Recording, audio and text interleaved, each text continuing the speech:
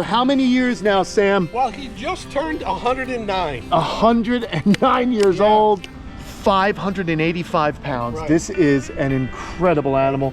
You know, our understanding and our perception of intelligence in giant tortoises is all skewed. It's all wrong. And you feel the world because you realize what a short time we really are here. Exactly. And how important it is to be here and to connect and to network with other people, family, and the things that we love around us, the animals and everything. You nailed it. It just brings us joy. Yeah. Back here at Sam Pascucci's beautiful farm. Oh, what are you talking about there? Now, he's got a lot to say, but how smart are your tortoises? Today, we're going to talk to Sam and find out.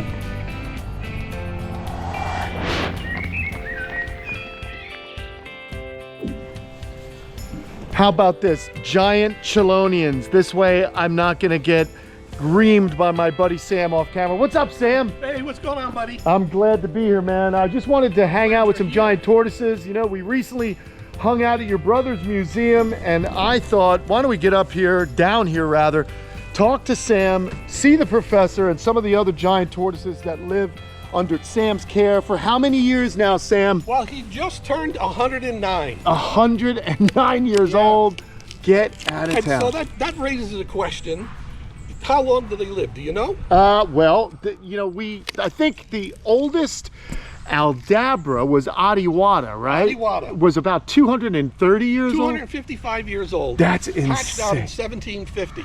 Captain Cook brought him to India, didn't he? Yes, he did. That's incredible. And the thing is, so why do you think he died? Did he die from old age? I don't believe he did. I think he died because of some kind of ailment, right? He had a shell infection. He got a crack in his shell, and they couldn't treat it, and he died from a shell infection. So 255 years old. And you know, the interesting thing about reptile senescence meaning aging, these animals, when they're young or whether they're 255 years old, they're no more or less susceptible to disease, right? Exactly. They're just as good as when slow. they're almost immortal, you know. Yeah, that's incredible. And if you look at, another interesting story I'm sure you're familiar with is Jonathan.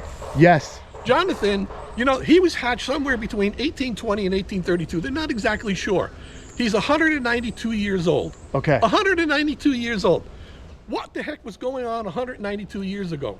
I'll tell you what was going on 192 years ago. Andrew Jackson was president. There were 25 states in the Union. He outlived 31, he's still living, 31 of the governors on St. Helena Island. And if you remember a fellow by the name of Napoleon, Napoleon had just lost the war and was exiled. To where? St. Helena. St. Helena Island, and they lived together on that island. So that's incredible. That's incredible. And he's still going. Think about Napoleon. I mean, that's like, you learn about that stuff in history. Yeah, that's almost ancient history these days, but it's not. And he's still going, 192 years old. That's just fascinating. Well, you know, that's the thing I love about these animals is that they are like living time capsules. Yes. And I wish they could talk because we could learn so much from them if we saw what they saw. Yeah. So he had a great birthday, 109 years old, and he's got some birthday candles right there in the form of some beta carotene, some carrots, man. Very cool. Now the rest of the herds over here, you've got some Aldabras over here. All over the place. Yeah, man. Let's go see the herd. I love it, dude. This is so much fun to get down here, hang out with Sam. I always get such a great education because it's been a lifelong pursuit of yours with giant tortoises. The Aldabra tortoise, guys, look at the nose, look at the shape of the face right here of the Aldabra. I always tell people to look right here. It's a bit of a pointier nose. Sam, why do they have a pointier nose, buddy? Well, it's because on their island, water collects in these natural crevices, and then through evolution, they're able to stick their nose and suck that water out. They drink through their nose, and not only that, they amortize. You see they'll blow that, and they're trying to sense if that water is good to drink or not. Oh, no so it's way. not just drinking. You watch it, and they amortize that water. So they're actually causing it to go into their olfactory glands. Right, exactly. So they can sense whether or not they're drinking fetid or pure water. Very, very cool. Or maybe they're just trying to carbonate it. I don't know, dude. You know, they're trying to get little gases in there, like a little fizzy drink. Yeah. But this is a beautiful animal. Look at the shell. This is Cecil. Check Cecil out. I love how I they stand raised up like Cecil that. from a hatchling. He's 36 years old. That's I it. used to walk around with him in my hand like this. You And so I raised these guys. Yeah, and I've also raised Bernie. See Bernie there in the back, the galop? Oh, way in the back, yeah. 40 years old. Used to walk around with him in my hand like this. Well, this is really cool, and I always love coming to visit you because it's inspiring to me, because you and I have very similar backgrounds. Yeah. We both grew up in Long Island, New York. We both escaped New York, like Kurt Russell did in the famous movie. We love reptiles. We love tortoises most of all. And the thing else also is we're both very successful athletes and Oh. winning marathons and bike rides and stuff Well, like you're that. too kind. I admire you, and a little more work and everything, getting up in the morning, and you'll start to catch up to where I am. I'm hoping that, listen, the truth is, I want to get to where Sam is. He's joking around. He's a character. I love when he jokes, but it's like the tortoise, right? Tortoise and the hare. It's not the speed in which we finish the race, it's that we finish the race. And sometimes in my races, I am more like a tortoise, because when my body says no more, Kenan, I just can't possibly pedal anymore, but I make sure I finish those races, because to quit is unheard of. We must be like a tortoise moving forward. What else inspires me about you though, Sam, and why I think we have such similar backgrounds, is that I have Nostradamus, and I too was able to cradle him in the palm of my hand, and he's about 230 pounds now. Do you have an estimation as to how much this guy weighs? 585. 585 pounds. Right. This is an incredible animal, and he's only 36 years old. So right now Nostradamus is 22 years old. So we've got a few more years ago, but you know what's nice? And you've seen Nostradamus. In fact, the FINA is, we're hoping that they'll breed, which is just incredible that you trust me so much. It's awesome, man. But anyhow, here is this big, beautiful animal here. You've got to meet Nostradamus, and you remarked on Nostradamus's shell how just perfect it looks. I mean, look at this shell though. It's incredible. He's when it rains out and there's a little shine, you can see yourself in his shell. Get at it. You can. You can just look, guys. You can just see my image. A little bit of reflection. It's the true Black Mirror here, not the Netflix show. There you go. We've got the Black Mirror on this. But what is going on here right now? That's what's interesting. So I am gonna listen. I know what's going on, and I don't want to come off like Mr. Know-It-All here. Well, okay. What do you guys think what's going on? Comment below. Why is he kind of stretched out like this? Tell us, Sam. Well, okay. Most of us realize right now this is a form of finching. It's a symbiotic relationship with the finch that comes from the islands that the giant tortoises come from, and it's because they allow the birds to pick all of those parasites out of their skin.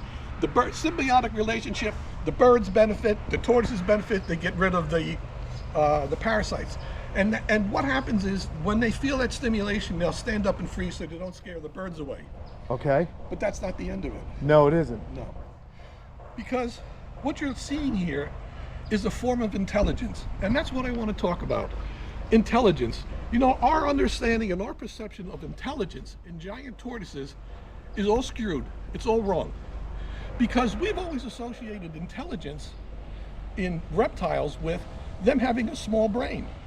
So we say they have a small brain, they have a small cerebral cortex, which means they don't have a lot of thought process. It's what we even call it the primitive reptile brain. And finally, we're figuring out we're wrong. It's not what it's about. Because if you look at parrots and birds and everything, they have a small brain. So what's the difference? The difference is the density of the neurons that are in that brain. And the same thing is true in tortoises. So you have to realize intelligence is more than just the type of intelligence that we associate with mammals. Right. In giant tortoises, living giant tortoises, they not only live a long time, they remember a long time. In fact, their memory, long-term memory, is much better than all of those mammals that we think are so much smarter than them. They're living 100 and 200 years. You don't think they remember? Not only do they live a long time, not only do they go slow, they don't age fast, but they remember an incredibly long time. And so, how do we measure intelligence then? How can we give them a test? Well, the typical tests that we always look at fail because we're looking for something to happen in a day or a week or a month, because that's how we assume intelligence. Hey, my dog barks when somebody comes to the front door. Right. Hey, he's smart, you know? Yeah. Tortoises are not in that world. You can't think about it like that. They learn over a long period of time. They learn patterns, they learn repetition, and there is no other animal in the world that is more persistent than a tortoise. And you think that's by accident? That's part of their nature. That's part of their intelligence, is their persistence. That's how they overcome. That's how sulcatas that were attacked in Africa, when the lions would come and attack them, I'm sure you're aware of this. I've imported them from Africa back 40 years ago when the lions had chipped away at their shell. So what's going on? That tortoise knows that lion is attacking him. He pulls inside his shell, and he's going to go inside his shell there. He's going to wait for that lion to die, because that lion cannot spend that much time chewing away at his shell. He just can't expend that much energy. And he gets up and walks away. That's a form of intelligence. It is. You know, you bring up a very interesting point. I'm sure I've talked about it before. There is a term that a German psychologist coined called Umwelt. It's how an organism perceives its environment. Human beings were bipedal, you know, binocular vision. Predators. Right, we see the world in a different way. Tortoises, you can even kind of not necessarily perceive the world, but perceive time. The way we perceive time is what you were touching on, Yeah. which means that this animal perceives time differently than we do, and therefore, for it to negotiate its environment, its view of time, Yep. it actually has the intelligence to do its function. Right. If you grade it on its ability, like they say, if you were to grade the fish on its ability to ride a bicycle, it would fail every time. You'd fail miserably. But it would fail. But to navigate the ocean, the seas, to find food, similar thing with the tortoises. We're talking about animals that, in most of their existence, over 250 million years of Earth, Yeah. things were moving slowly. Yep. It wasn't until human beings Yep. started coming that the world started changing quickly, which is why Yeah. these animals are under extreme pressures for survival. You know, when you look back at some of the intelligence, you know, that long-term memory we talked about, just like elephants. Elephants have a matriarch, they have a herd, and that matriarch leads them around Africa, and what is she looking for? She knows the time of the year. She knows where the rain is. She remembers for 10 and 20 years where she has to go, where she has to walk to, where their foods are going to be. The same thing exists. You can't live for 200 years. This organism cannot live for 200 years and not have a sense of what the heck it's doing. It would never have survived 200 million years if it didn't have that level of intelligence. I agree. That we completely discount. That's the thing. We're just this like, oh, that doesn't matter. No, it does matter. And so we got a little action here.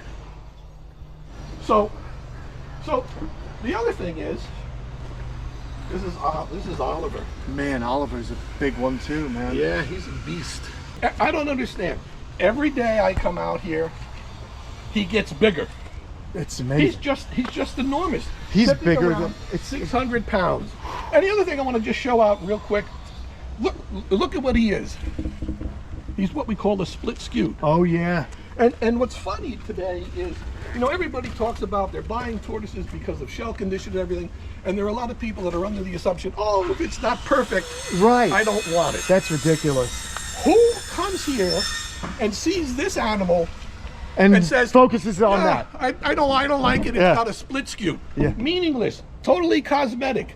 Makes them a little bit different. I love it. You know, we were talking about the intelligence. The thing about intelligence, and I've touched on this in another video, is there's also emotions in these animals.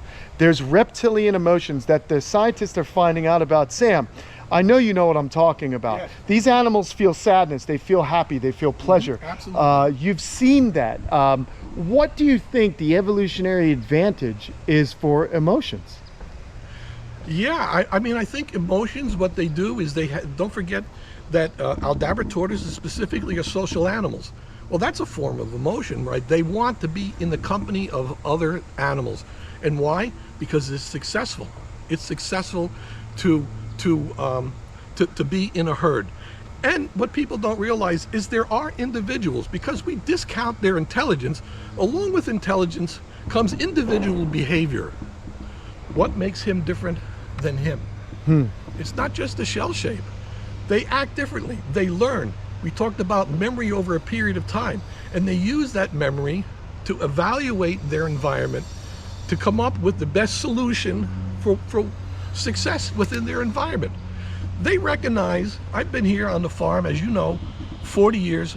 Kurt, who feeds the animals, here for 33 years. Mario here for 12 years, and Mario will speak to this as well. The tortoises know the difference between each of us, and they treat each of us differently. It wasn't until maybe about 8 years ago when Mario kept saying something.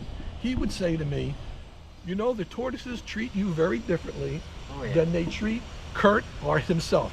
You were the one that I actually learned that from. Yeah, they react different. So when Sam, usually when I come by, they notice me and they keep doing their normal daily routine. But when Sam comes out, they actually stop and they will finch for him. They'll stand up and actually want his interaction. And they want a different reaction from me, a different emotional connection. It's not just about food. They see Kurt, it's dinner time. They see Mario, maybe they're going to get a scrub or a wash. They see Sam, and they're going to see some interaction. I've interacted with them since the time they were babies. Yeah, right. And they don't forget that. Remember, long-term memory. So over the years of caring and raising these animals, they remember that. They remember the good times, and they remember the bad times. So be nice to your tortoise. That makes sense, you know, and as far as just to put a little button on the emotion situation, I feel that if something is pleasurable, you'll seek it out more. So if food tastes good, you know, this food is good to eat, continue to look for that because it gives them a reward, you know.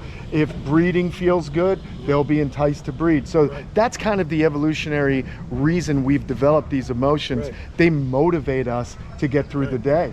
You know what I mean? I don't want to wake up in a bad mood. You don't want to get out of bed. You know, emotions have a basis in nature for keeping us motivated, for keeping us searching. It's a form of intelligence. It is. And we discount it too much. Right, emotional intelligence. As my wife will say, I'm highly emotionally intelligent, Sam.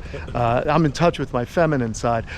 This is really cool. Yeah, you have to be, man. Especially since you love animals. Yeah. I really do. You know, it comes from nurturing. It does. Caring, it does. Emotion, that's traditionally more of a female trait. It is really a female trait. You know, I try not to tell too many people. No, that's all right. I'm not scared. I'm not scared.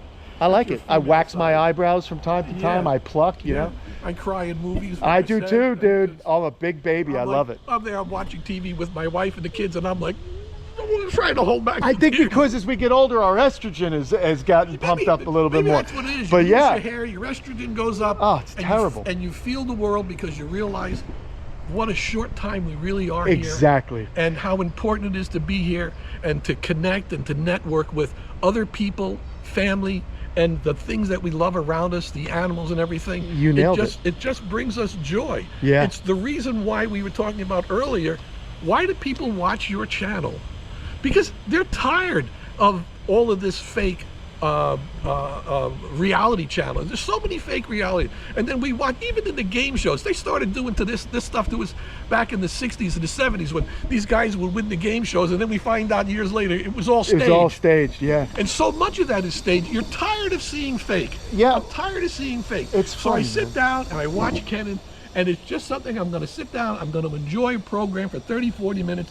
Sometimes I'm going to have an emotional connection, and sometimes I'm going to learn something. And man, there just isn't something better than that reality, you know. And from my perspective and Laura and the kids' perspective, thank you for what you do.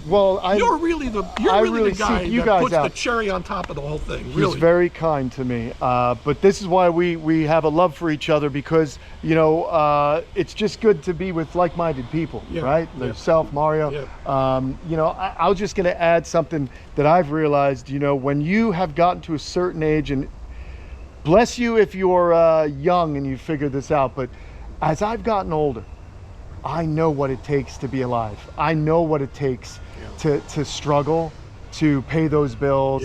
So when you get to a certain level, you don't want to see pain. Yes. You know what it is. Right. And so you no longer are Those flippant movies that about we it. used to watch. Yeah, now you I find them understand. hard to watch It's today. emotional intelligence, and you only get Right. it from being alive on Earth. Right. So I really think an animal, tying this all back into animals, if I'm 51 and I've finally attained some kind of emotional intelligence, imagine the intelligence you get when you're 230 years old, 250 years old. You know, they may not be crying at movies, but they certainly have seen the struggles. And that's what always impressed me about reptiles in general. Yeah. You have an animal that comes from an egg in most cases, and you know, they hatch out and they are so vulnerable to predation, to change, to get an animal to that size, even in captivity, is testament to the animal and testament to the caretaker. Yeah. So hats off to you. Yeah, thanks I so think much. now is a really great opportunity for us to go in and see some of the babies that Sam has and you actually offer for sale.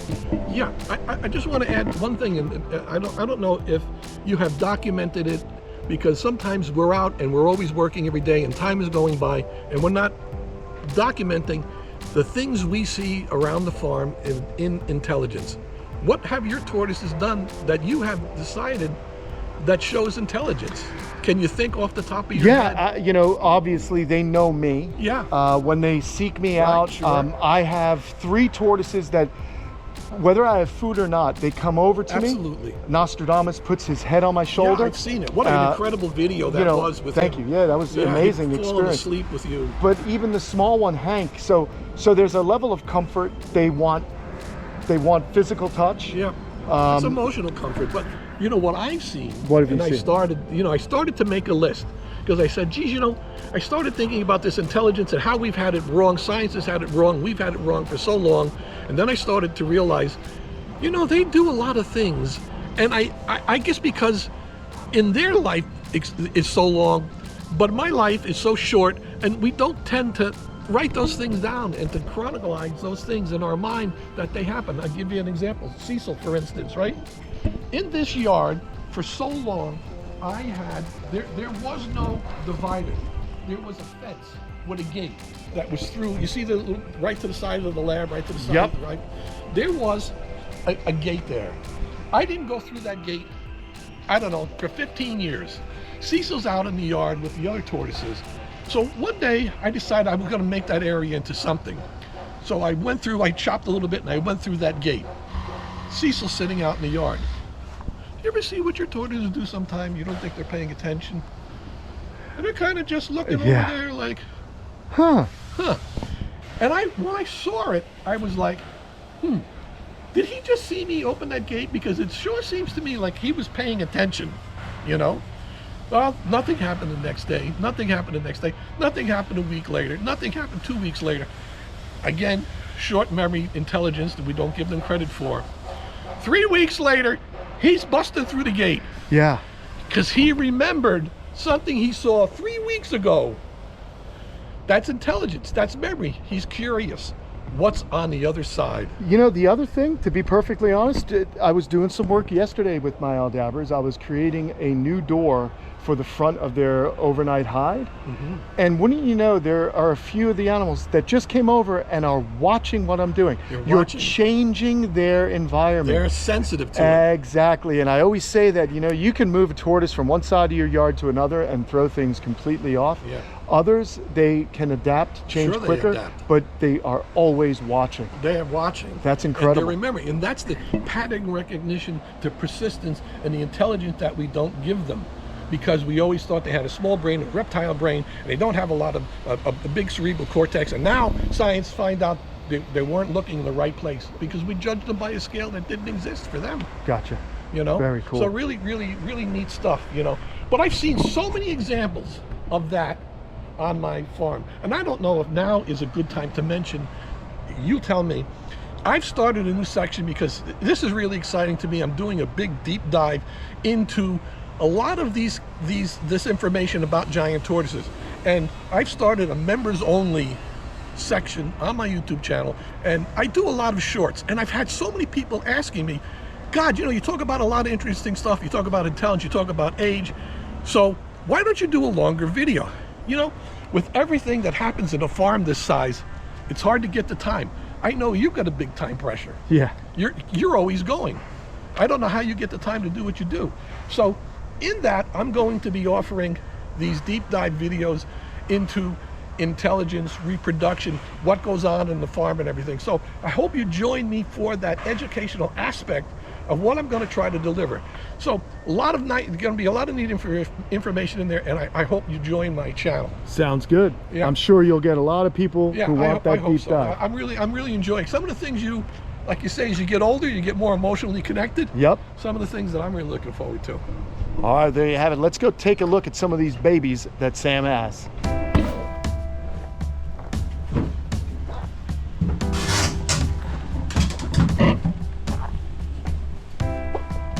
Oh boy, you sure do have a lot of baby Aldabra tortoises here there, Yes, Sam. I do. All right, so we are inside the nursery here, and these are just beautiful, active young Aldabra tortoises, and you've got many different sizes.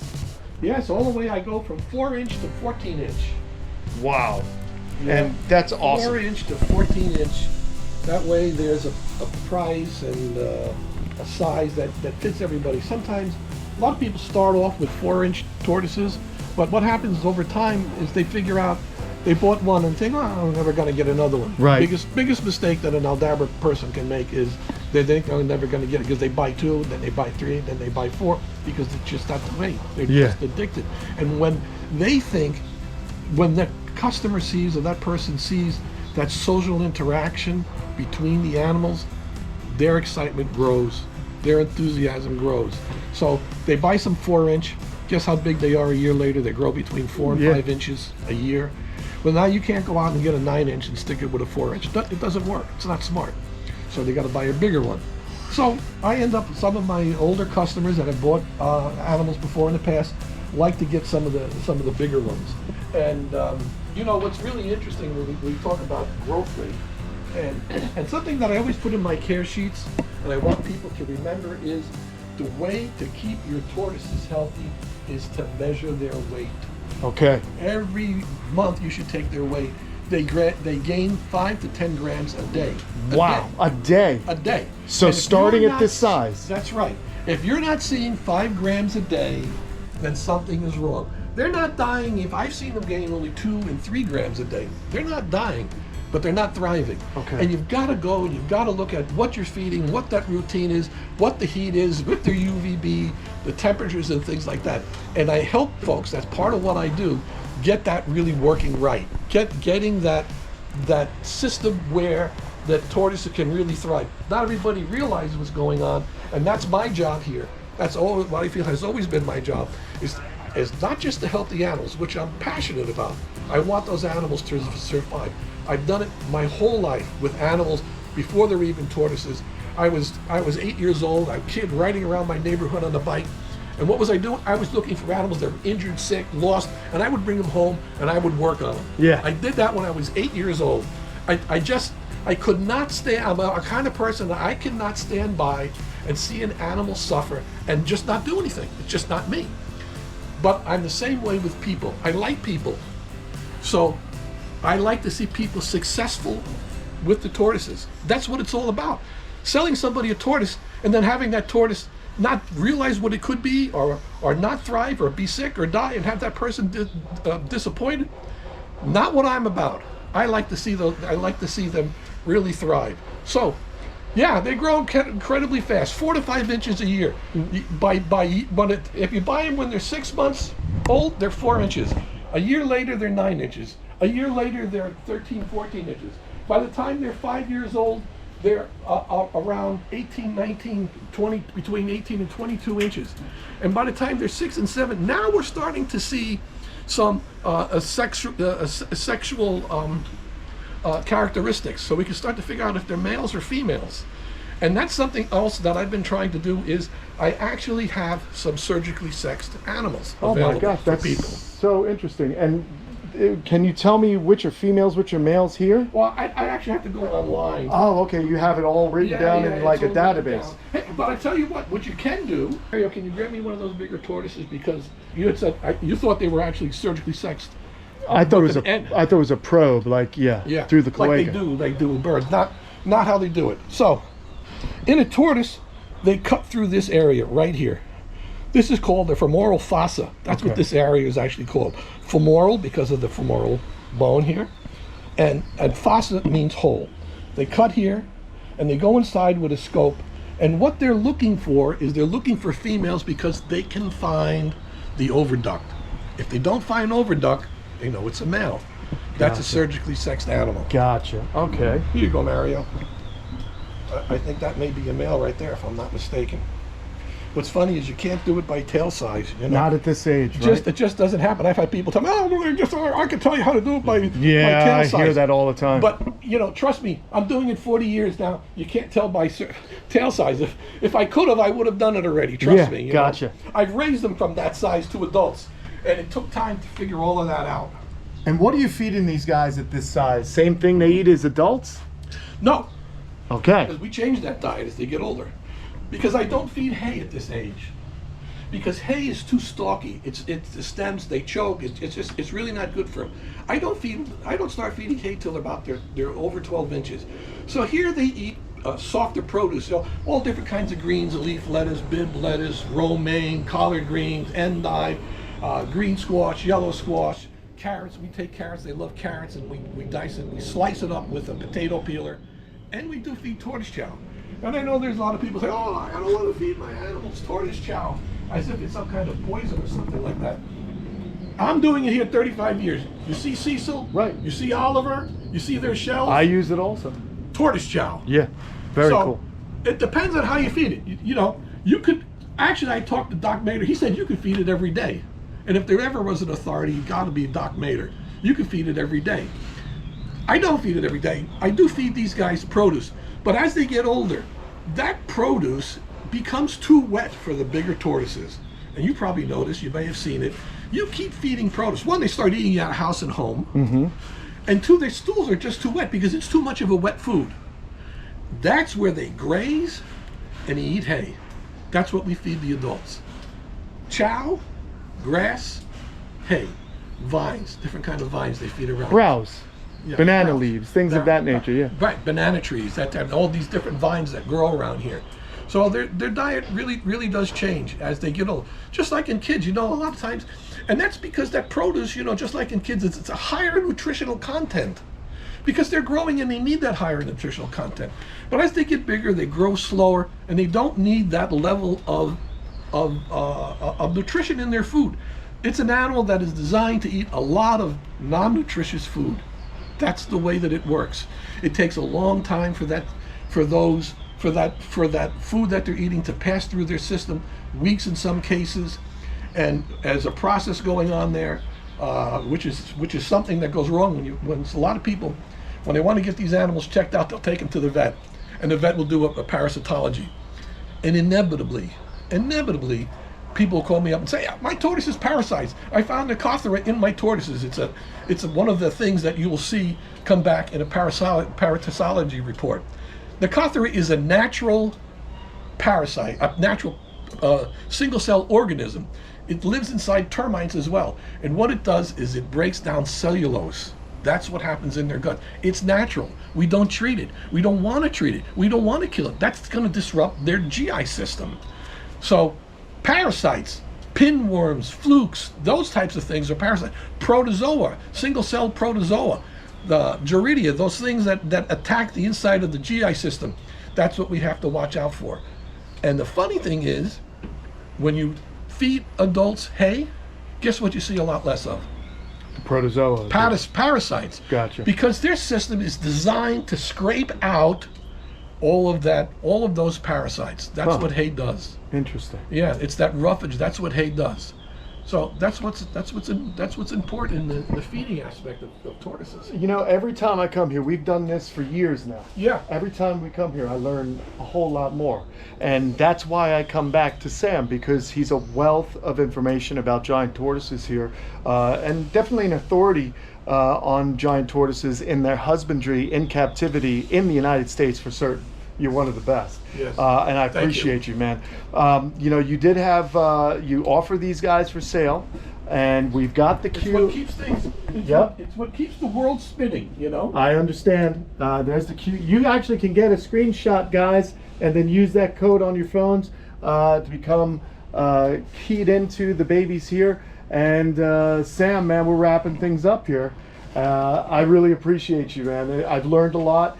And my place is a lot better off because of Sam, and my tortoises are a lot healthier because of that. Whenever I have a problem, go right to Sam. When we lost Darwin, our big female, I brought him to you. Yeah, we did the necropsy. We found out it was heart failure, which was nothing that I could have done. Right. And basically, these are things that are good to know.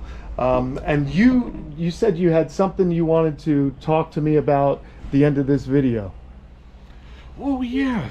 So you have a lot going on at the farm. Yes, sir, I do. And you have, what are you doing? You're expanding. Yeah, you know, we're trying to, you know, as you know, as you are someone that likes to help animals, I too have been helping animals. I'm kind of changing my focus.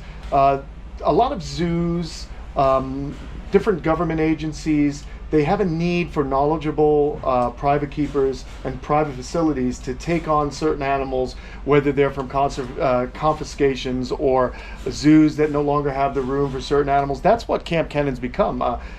You know, most of my animals come retired zoo animals. Yeah. But we recently got a rescue of over 200 animals, wow. And it looks like those animals are going to be with me for the foreseeable future, if not indefinitely. Right. And I'm trying to create a barrier along my giant pond to keep the pond turtles closer to the shoreline, so I don't have to worry about them laying eggs and then missing eggs. Yeah, sure. We're just keeping it in a tighter area, so I'm looking to kind of build that out. And as you know, you're talking about keeping the world spinning. It's not easy, but you know, the videos help, and the baby animals and stuff like that. So something that I want to offer is I'm going to offer the subscribers, your subscribers that watch this video, I'm offering them a 10% discount off. No way. Yes, off the prices that are listed on my website. Kamp Kenan subscribers get a 10% discount, and I'm also going to take a percentage of those sales, and I want to donate it to the camp. Get out of here. To help you do what you're doing. Yeah.